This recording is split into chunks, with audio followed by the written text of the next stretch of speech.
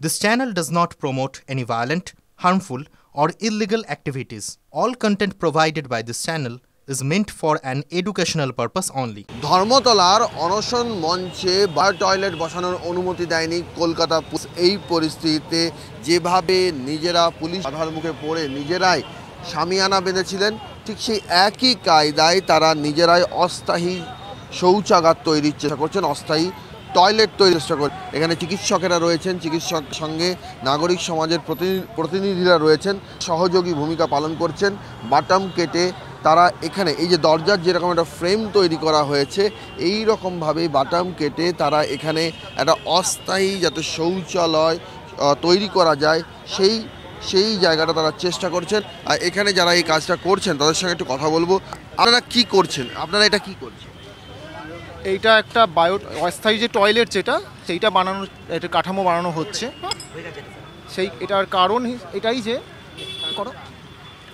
Bio toilet আসা নিয়ে সকাল থেকে একটা আলোচনা আমরা পুলিশ কর্তাদের সঙ্গে করেছি। এখানে যেহেতু অনুমতির একটা ব্যাপার চলছে, সেই কারণে আর কি ব্যাপারটা নিয়ে এখনও পর্যন্ত কোনো সবুজ সংকেত আমরা পাইনি। কিন্তু আমাদের যারা সতীর্থরা অনশন করছে প্রত্যেক ঘন্টায় তাদের শারীরিক যে দুর্বলতা সেটা কিন্তু এক ধাপ করে বাড়ছে। ফলে পিডাব্লিউডি টয়লেটটা ওরা কাল রাত্রির অবধি ব্যবহার করেছে বা আজকে সকালেও কষ্টে আমাদের অন্য সতীর্থদের ওপর ভর করে যে গেছে, কয়েক ঘন্টা পর হয়তো হলে আমরা আশঙ্কিত যে সেটুকু ক্ষমতা ওদের থাকবে না। সেই জন্য আমাদের ধর্নাময় যতটা কাছাকাছি ওদের জন্য একটা টয়লেট কনস্ট্রাক্ট করা যায় সেটা ওদের স্বার্থে আমাদের কজন, সেইটার জন্যেই বায়ো টয়লেটের ব্যাপারে আমরা কালকে থেকে কথা বলছি। আজকে সকালে গিয়ে আবার কথা বলা হয়েছে, কিন্তু এখনও পর্যন্ত যেহেতু কোনো সবুজ সংকেত নেই, তাই বিকল্প ব্যবস্থাটা আমরা একটা বানিয়ে রাখার চেষ্টা করছি। আমাদের তরফে আমাদের পাশে এসে দাঁড়িয়েছেন সাধারণ মানুষের তরফ থেকে আমাদের হাসপাতালেরই একজন রুগীর বাড়ির লোক, তিনি এই সমস্ত সরঞ্জাম জোগাড় করেছেন, তিনি এই কাজ চালাচ্ছেন।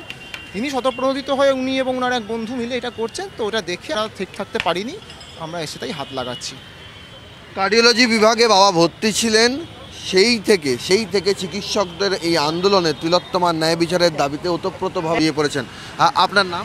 আমার নাম তন্ময় বসাক। আপনি কোথা থেকে? আমি কুমারটুলি থেকে এসেছি। এখানে চিকিৎসকদের টয়লেটের যে অসুবিধা হচ্ছে সে কথা ভেবে যেভাবে সাহায্য আপনারা এগিয়ে এলেন, কোন ভাবনার থেকে? স্যার সত্যি আমরা যদি সারাদিন যদি নিজের টয়লেটটা আটকে রাখি, তবেই আমরা বুঝতে পারবো যে যত নিজের গায়ে আগুনটা না লাগে ততক্ষণ মানুষের চেতনা আসে না। যারা বায়ো টয়লেট আসতে দেয়নি তারা কি সারাদিন টয়লেট চেপে রাখতে পারবে? তারা অনশন চলাকালীন তারা যদি অনশন করে থাকে কখনো, তারা নিজেদের টয়লেট চেপে রাখতে পারবে? একবার তাদের কাছে এই প্রশ্নটা ছুড়ে দিচ্ছি। আমি নিজে সত্যি কথা বলছি, এখনও অবধি আমি কালকের পর থেকে এখনও আমি নিজের টয়লেট করিনি। শুধু এই জ্বালাটা বুকে রেখে আমি কাজ চালিয়ে যাচ্ছি, যত তাড়াতাড়ি আমি সঞ্চয় শেষ করতে পারবো। এটা একটা টেম্পোরারি স্ট্রাকচার বানিয়ে দিচ্ছি, প্রয়োজনে যদি বায়ো টয়লেট আসতে না দেওয়া হয় আমি আরও এনে বানিয়ে দেবো। আমি দাদাকে সকালবেলায় ফোন করেছিলাম, ইভেন আমার কালকে রাত্রেবেলা আমার বন্ধুর পিসি মারা গেছে, আমি শ্মশানে ছিলাম, তখন আমি খবরটা পেয়েছি। সঙ্গে সঙ্গে আমি চেষ্টা করেছি যে এইটা পৌঁছে দিয়ে, এই জিনিসটা আমি পৌঁছে দিয়ে তারপর আবার আমি চলে গেছি আমি শ্মশানে। তারপর আমি সকালবেলা দাদাকে ফোন করেছি, এই দাদাকে ফোন করে বলছি আমার অনেক জিনিসপত্র লাগবে, তুমি এসো। তো দাদাকে নিয়ে আমি এখানে এসেছি, এইটুকুই। আপনার পরিচয়, এই কাজে আপনি কীভাবে সাহায্য করবেন? আমি একজন সুলেশ্বর বিদ্যালয়ের স্টুডেন্ট। আমরা সাথে একত্রিত হয়েছিলাম আমাদের স্কুলের প্রতিবাদের জায়গায়, এবং সেখান থেকে নিয়ে আজ অবধি যা কিছু ঘটছে চন্ময়ের সঙ্গে আমরা কাজকর্ম করছি এবং চেষ্টা করছি যাতে আমাদের সীমিত সাধ্য আর সীমাবদ্ধ পরিস্থিতির মধ্যে থেকে যদি কিছু সাহায্য করতে পারি, আর কিছুই নয়। এভাবে টয়লেটটা একটা আন্দোলনকারীদের জন্য খুব ইম্পর্টেন্ট একটা রোল প্লে করে। সেখানে যদি না দেওয়া হয় সেটা কী করা যাবে? আমরা রাত্রিতে ঠিকমতো ওটা সুস্থিরভাবে থাকতে পারিনি, অসুবিধা হচ্ছিল আমাদের যে এটা কি হচ্ছে। উনি একজন আন্দোলনকারী জায়গা থেকেই জন্মেছেন এবং সেই জায়গা থেকে কলকাতাকে ওয়েলকাম জানিয়েছে, এবং সেখানে উনি আন্দোলনকে এভাবে থামিয়ে দেওয়ার চেষ্টা করছেন নাকি? অনশনের পর 17 ঘন্টা গিয়েছে, ঘড়ির কাঁটা যত হচ্ছে স্বজন অনশনকারীর শারীরিক যে অবস্থা, সেই শারীরিক সমস্যাগুলো দেখা দিচ্ছে অনশনের কারণে। তারা দুর্বল হচ্ছেন, সেই জায়গা থেকে তাদের টয়লেট করার জন্য হেঁটে যে নিয়ে যাবেন সেই সামর্থ্যটুকু তারা ধীরে ধীরে সেই সামর্থ্য তারা খোয়াচ্ছেন।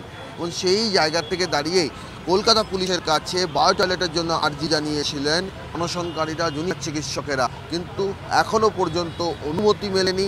তাই তার কথা ভেবে, অনশনকারীদের কথা ভেবে চিকিৎসকরা শুধু নন, নাগরিকরা এগিয়ে এসছে এবং নাগরিকরা এগিয়ে এসে এই অস্থায়ী টয়লেট বানানোর তারা চেষ্টা করছেন। ক্যামেরা সমর দাসের সঙ্গে সৌরভ দত্ত, TV9 বাংলা, কলকাতা।